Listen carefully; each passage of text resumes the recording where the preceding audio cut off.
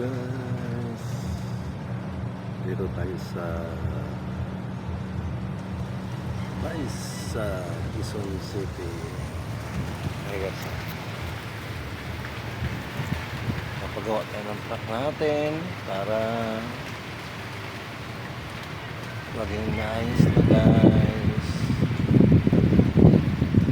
Nabunutan ako ng giya kagabi guys sa Santa Maria, Bulacan. Buti doon pa sa loob ng industrial, hindi sa expressway. Thanks God talaga guys, kaya ugaliin natin magpasalamat sa Diyos. Siya lang ang nakakalam sa lahat para sa atin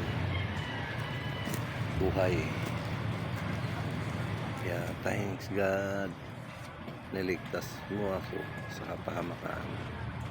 In Jesus name I pray, amen.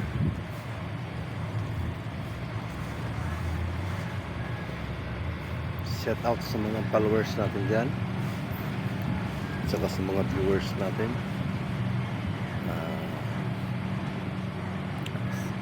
Salamat sa patuloy niyong pagsuporta sa akin. Salamat talaga sa mga support niyo. Thank you.